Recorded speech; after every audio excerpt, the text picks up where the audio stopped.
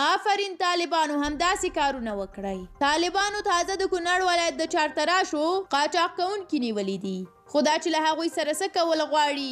بله خوا یې تازه د خبریالانو په اړه څه ویلي دي، دا ټول کولی شئ په دې ویډیو کې وګورئ. خو له هر څه مخکې زموږ یوټیوب چینل در سره سبسکرایب کړئ او دا یادونه هم وکړم چې په آخره کې ستاسو کومنټونه هم در سره شریکوم.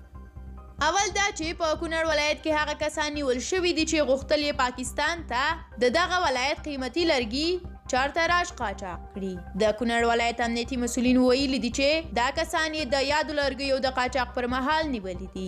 دوی ویلي دي چې نیول شوي کسان یې خپل زندان ته لیږدولي دي او ټینګار کوي چې قانوني چلن به ورسره وشي. کونړ کې له ډېرې مودې راهیسې پاکستان ته د چارتراشو قاچاق روان دی، خو څه موده وړاندې د افغانستان اسلامي امارت پاکستان ته د دغو قیمتي لرګیو پر لیږد او قاچاق بندیز ولګوه او خبرداری یې ورکړ چې که چیرته څوک ونیول شي نو جدي قانوني چلن به ورسره وشي.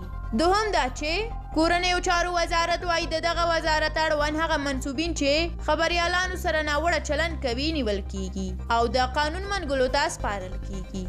د یاد وزارت ویان قاری سید خوستی ویلي دي چې دغه وزارت 2 ورځې وړاندې د رسنیو له مسؤلینو سره د خبریالانو د اندېښنو د حل په موخه غونډه کړې او نن یې په همدې موخه د وزارت د اړوند برخو چارواکو ته لازمي سپارښتنې کړي دي. خوستی ویلي دي چې کورنیو چارو وزارت ټولو اړوندو ادارو ته سپارښتنه کړې ده چې له خبریالانو سره صمیمانه چلند وکړي او هغوی چې د خبریالانو پر وړاندې ناوړه چلند کوي ونیسي او د قانون منګولو ته یې وسپاري. هغه زیاته کړې ده چې دغه راز پاسپورت ریاست ته هم لارښوونه شوې ده چې د ګڼې ګوڼې او نورو ستونزو له منځه وړلو برخه کې اړین اقدامات وکړي ترڅو خلک وکولی شي چې په اسانۍ پاسپورټونه ترلاسه کړي. ستاسو له ملتیا ډېره زیاته مننه.